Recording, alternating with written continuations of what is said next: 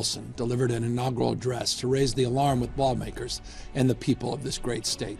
He spoke of California's most determined task in the face of quote-unquote destruction of democracy. At that moment, the state's highest calling was the preservation of our American civil liberties and democratic institutions. This year, we face another extraordinary moment in history for California, for the country, and the world. We are presented with a choice between a society that embraces our values and a world darkened by division and discrimination.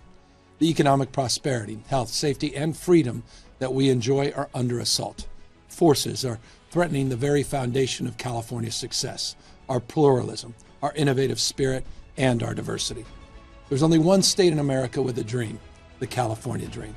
It's a dream built on opportunity, a dream built on pushing boundaries and celebrating, not tolerating, diversity. That dream propelled us to the front of the pack to be the 5th largest economy in the world. Our values and our way of life are the antidote to the poisonous populism of the right and the fear and anxiety that so many people are feeling today. People across the globe, they look to California to see what's possible and how we can live together and advance together and prosper together across every conceivable and imaginable difference. But the California way of life we recognize is under attack. For conservatives and delusional California bashers, their success depends on our failure. They want to impeach the very things that have made us successful as a tactic to turn America towards a darker future. They do so in the name of quote-unquote liberty and freedom. They want to roll back at the same time social progress, social justice, racial justice, economic justice, clean air, clean water, and basic fundamental fairness. They would cleave America from the principles of freedom and the rule of law.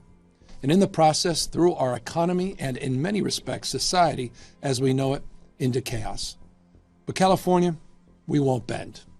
We are a success story exactly because of our universality and our extraordinary diversity, and because we practice pluralism.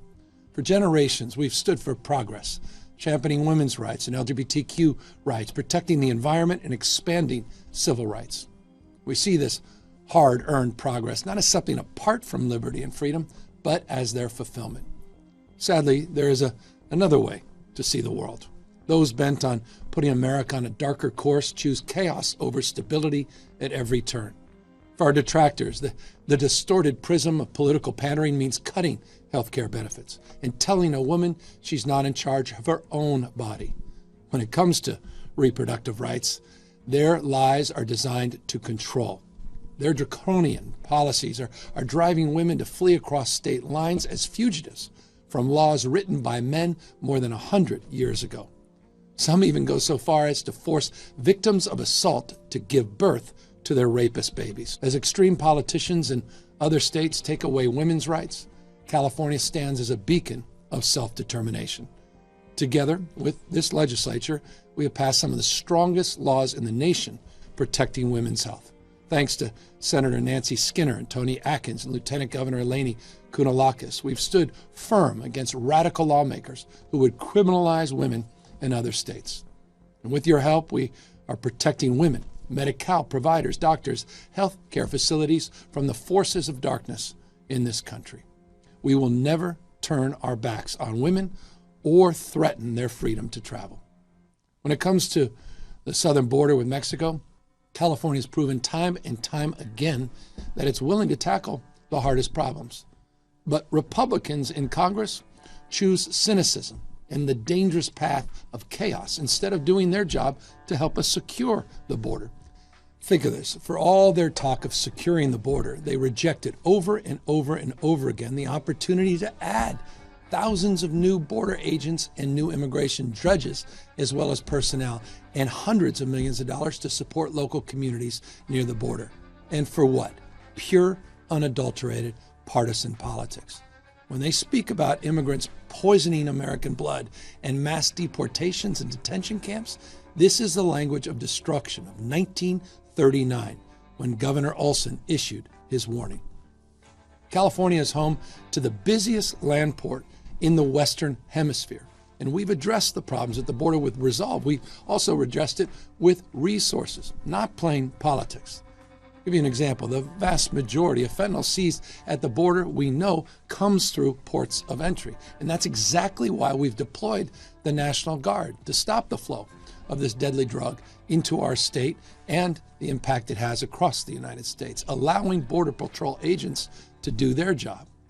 These operations have resulted in the seizure of over 62,000 pounds of fentanyl in 2023, a 1,066% increase since 2021. In the first 5 months just of this year alone, counter-drug operations have led to the seizure of some estimated 5.8 million pills containing fentanyl statewide. At the same time, California has proudly provided humanitarian assistance and temporary shelter to migrants and their families along the border communities, easing the burden to local cities. Unfortunately, California has largely had to go this alone, again, because Republicans in Congress, when presented with an opportunity to assist border states, have turned their back. They've chosen politics, chosen inertia, and they've advanced pure political pandering. When it comes to America's homeless problem, California's detractors have similarly offered nothing but rhetoric, moaning and casting blame. No state, by the way, has done more as California in addressing this pernicious problem of homelessness plaguing cities and towns, not just across the state of California, but increasingly across the United States. Too many politicians for too long have ignored this problem. Let me remind you, just as an example, when I got here in 2019, there was no state homeless strategy, no state homeless plan. There was no significant investment. Sure, there was a $500 million contribution one time made to local government, but there was no expectation of anything in return, accountability.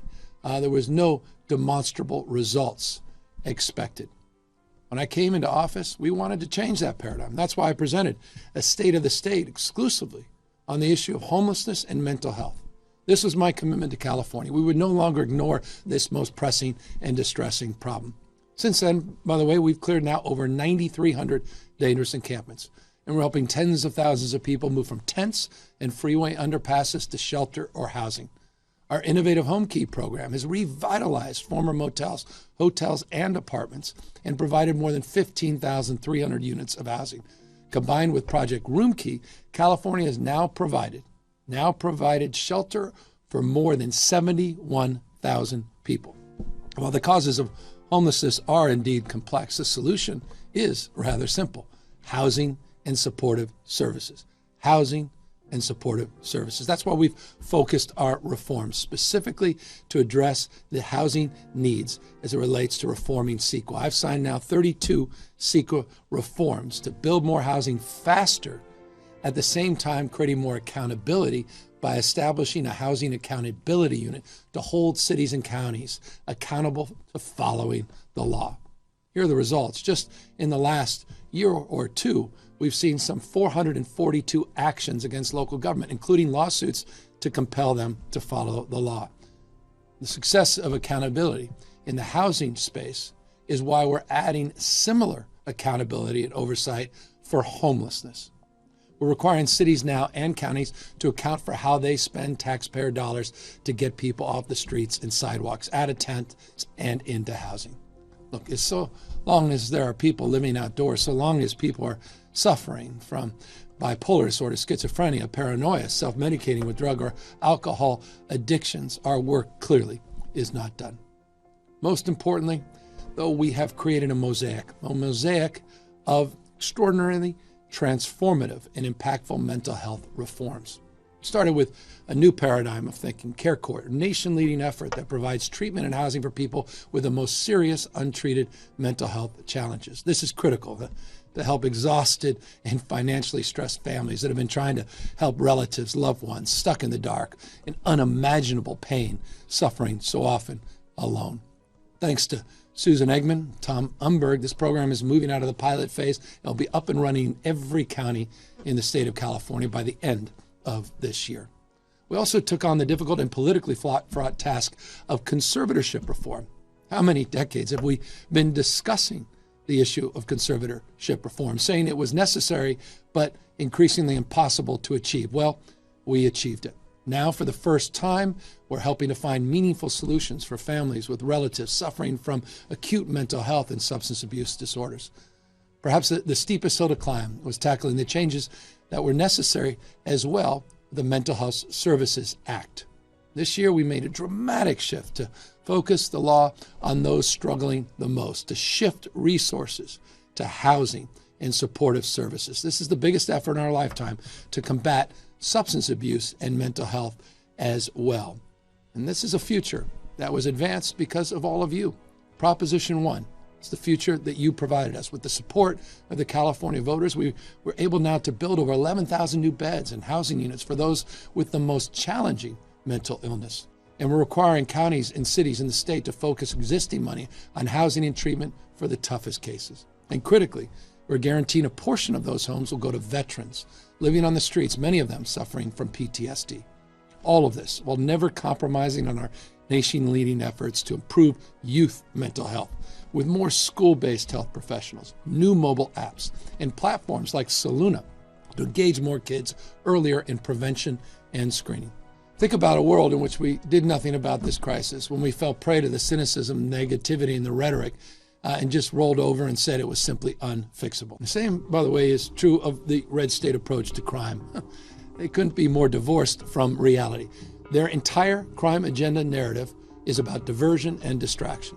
They create fear and division. Meanwhile, people are gunned down at higher rates in Republican states than in Democratic states. Eight of the 10 most violent murder states in America are red states. Even cities like Jacksonville and Memphis have significantly higher homicide rates than cities like San Francisco and Los Angeles. But that's not what you hear. Instead, you hear wall-to-wall right-wing media coverage about lawless blue cities and blue states.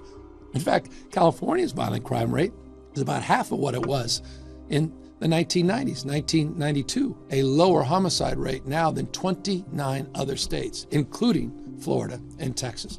And property crime, as an example, in San Francisco is down 32%. In Oakland, with the California Highway Patrol in partnership with local law enforcement, we've seen a remarkable decline, 33% in crime. This is because in California, we take public safety seriously. We take it as a problem to solve, not just to flog on cable news.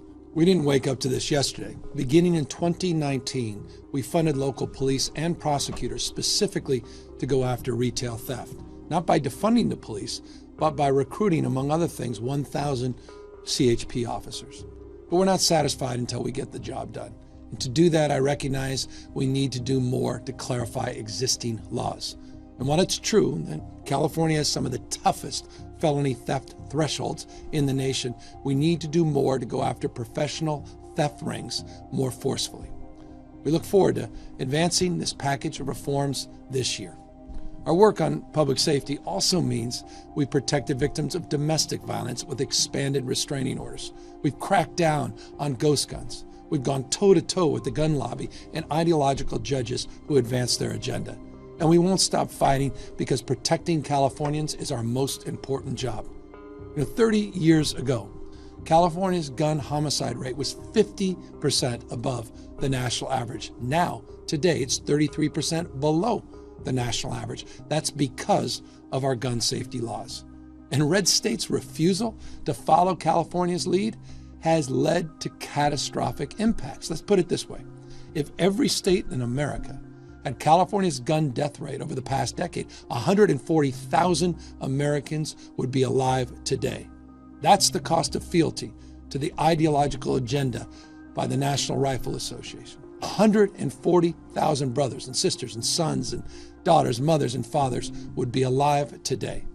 For lawmakers in red states, with respect, bravery sometimes just simply means ignoring the best interest of their constituents, I guess, and doing whatever the donors and the lobbyists tell them to do. That's not the approach we take in California.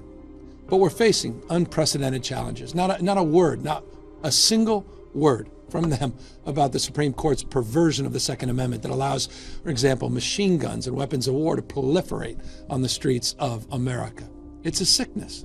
Just a week ago, as a proof point, Republicans in the United States Senate refused to even outlaw bump stocks, the same so-called accessory that a gunman in Las Vegas used to kill 60 people, wound over 400, and dislodge over 1,000 rounds in just 11 minutes. That's why their states, with respect, are less safe. Catering to big business and the rich is also why red states tax their lowest earners far more than California does. Those red states punish you while you're struggling, but give you a free pass when you're wealthy. Here's the truth. Here's the truth Republicans will never tell you. California's not a high-tax state. Conservative states, this is a fact, conservative states tax their poorest residents, people struggling with 2 jobs, hospital bills, and childcare at a higher rate than we tax our wealthiest residents. You pay a higher percentage of taxes if you're poor in Texas than you do if you're wealthy in California. It's about who you're fighting for.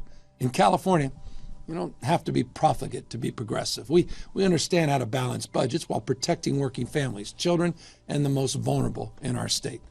Thanks to our partnership with Senator McGuire and Speaker Rivas, we just passed the first ever 2-year balanced budget, a disciplined approach that keeps California on strong fiscal footing. And while the right wants to strip away protections for working families, we built this economy by valuing the dignity of work, cherishing family time, and honoring labor unions. You shouldn't have to be a CEO to live a decent life. And in California, you don't have to. The California spirit means working hard and being rewarded with a paycheck that meets your needs. All of our progress on higher wages and better benefits for working people is not just about the hourly pay. It's about building a future. It's about dignity. It's about respect, where everyone is included in our growth and inclusion. We're a state that gives a damn, for example, about fast food workers, and proudly so, who are predominantly women, working 2.5 jobs to get by. And because of the leadership of the California legislature, these hard workers finally got a raise and job security that they deserve. And by the way, the companies themselves get a more stable workforce. California is the tentpole. We're the tentpole of the American economy. 16% of all of our nation's job creation last month came from the great state of California, because we value our workers and we value our workforce. But it doesn't end at a paycheck, because costs are still too high for too many people. Our most persistent challenge remains affordability. The issue that defines more issues in more ways and more days remains housing. An added stressor, of course, these days is not just the cost of housing, it's the cost and availability of housing insurance. And we're tackling that with more urgency now than ever, moving reforms and new laws quickly to stabilize our insurance market. But homeowner insurance is just one part, we know, of that larger affordability puzzle. For families, we're also doing a lot more. California policies are putting over $17,000 back into the pockets of families, offsetting the pressures of inflation, cost of groceries, childcare, and so many stresses that people are struggling through. We proudly offer a young child tax credit, an expanded earning income tax credit for working families, 5 days of paid sick leave, 8 weeks of family leave. We've created, with the legislature's support, over 120,000 new child care slots. California has also taken action to protect the student's right to learn and a teacher's right to teach. In California, we don't just dream about a future where everyone has a chance to get ahead. We aren't passive bystanders. We're creating a new grade, a brand new grade, to give Californians an early start, pre-K for all, fully finishing the job by 2025. We're also building thousands of community schools with wraparound services for students and families. Students will be able to get free meals, behavioral health, family support, as well as high-dose tutoring. We're also finally fulfilling the vision of before and after school, as well as summer school for all, investing billions of dollars to make it universal. Around the state, we're deploying literacy coaches to thousands of schools. And next year, all kindergartners will begin routine screenings for reading difficulties, such as dyslexia, so we intervene as early as possible. These K-12 reforms are some of the most transformative reform policies in our state, and some of the most significant happening across the nation. We built a future where everyone can have access to community college for free. And we're ensuring more residents than ever can gain admissions to the University of California and the California state system. All this took commitment and lots of investment. But the payoff is big. Thousands of young Californians accessing the greatest public higher education system in America. Here's a simple question for Republicans. If California is such a failed state, why are 4 out of the 7 most valuable companies in the world based here? Why does the Bay Area remain the top-ranked region in the world for venture capital? We've got more business startups in California than any other state in America, and among the highest average wages than any state in America. We've added 63,000, talk about a wealth factory. We've added 63,000 new millionaires in California since 2019. And within the last few weeks, we learned yet again that California has retained its place as the 5th largest economy in the world. We've achieved record-breaking tourism, and our population is growing again. All of these facts fly in the face of the California haters who want to tear us down because they know our success is a spotlight, respectfully, on their own failures. California doesn't look away from its toughest problems. We embrace solutions that work and work for most people. Just look last week. We accomplished something that was seemingly impossible, reforming the Private Attorneys General Act, or PAGA. It's a complicated, thorny issue that for decades eluded compromise, bringing rational reforms and important labor protections at the same time, sensibly managing responsible concerns from small businesses. Look, it's easier to address simple problems, but that's not the California way. I'll give you another example. California embracing big, complex issues without flinching. We're in the middle of the largest dam removal project in U.S. history, restoring some 400 miles of an historic river, and doing so, restoring a historic way of life that has sustained this state for thousands and thousands of years. We fast-tracked the construction of the first new large-scale above-ground water storage project sites in over half a century. And we're moving forward with the largest climate restoration project in the nation, the Delta Conveyance, protecting our water supplies while building resilience for the state's most important ecosystem. We know that protecting the environment improves our economy. Look no further for proof than California's economic dominance than the revolution that's happening right now with clean cars. California is home to 60 zero-emission vehicle headquartered companies, now one of our top exports. The global EV market simply would not exist but for California's clean air leadership. Our regulatory environment has been an accelerator for investment, creating certainty and unprecedented investment opportunities. We're creating jobs in whole new industries as we fight climate change. That's California innovation. That's California innovation in action. And we're moving forward in the face of oil-funded politicians all around us that are lying to us. They're trying to say that a clean economy somehow is a bad economy. But we're not asserting that. We're proving them wrong. We have 6 times more clean energy jobs than we do fossil fuel jobs. At the same time, we're holding big oil accountable for their lies and accountable for their price gouging. We're suing them. We're suing them, yes, for defiling our planet, but also defending ourselves from their profit-driven greed, drilling their oil rigs next to houses and playgrounds and daycare centers. And we're operating the world's 5th largest economy on a carbon-free engine, 90 days since March alone, proving that clean future isn't only desirable, it's achievable. And even under these attacks, we're writing our own history as the epicenter of global innovation. Let me give you one more potent example. California is transforming an empty former mall in Los Angeles into a research and innovation hub in partnership with Google and UCLA. At the site, scientists, engineers, and researchers are helping solve some of the world's greatest challenges, from the frontiers of quantum computing to cutting-edge immunology research. We're also home to NVIDIA, founded in Sunnyvale in 1993. It's now the world's most valuable company. As they grow, like so many companies like them, they're nurturing a startup ecosystem that will prove to be perhaps the most fertile in economic history. You know, it's no mistake that California is the epicenter of what is called the 4th Industrial Revolution, artificial intelligence. In fact, 35 of the world's 50 most exciting and largest market cap companies in AI are right here in California. Across the spectrum, California, it simply has no peers. Name an industry, and California dominates. Vast, productive farms and ranches that feed the world. In healthcare and life science and biotech, bioinnovation and arts and music, motion pictures, the best minds in the world, they call California home because they're liberated from the constraints of conformity and tradition. This is true freedom to invent and to make the world a better place. California has figured out a way to make it work time and time again, decade after decade. And in times like these, with deep divisions at home and around the rest of the world, I know it's easy to feel a little bit despair. But I'm hopeful. I'll give you another example of the remarkable people who live in this state. Thousands of Californians are now participating in community service programs that connect people through shared experiences. They work towards a common purpose. California has created a college core program that allows students to work up to 450 hours of community service and earn up to $10,000.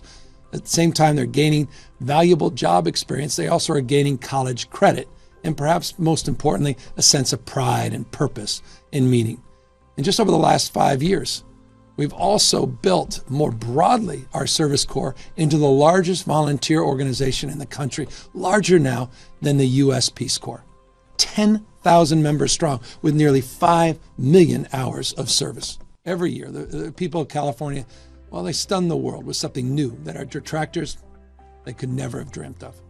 The only surprise is they keep being surprised. In a state with a bigger balance sheet than many nations, it's easy to get lost often in facts and figures. It's easy to forget what our values truly represent, what they represent to the United States, for that matter, to the rest of the world.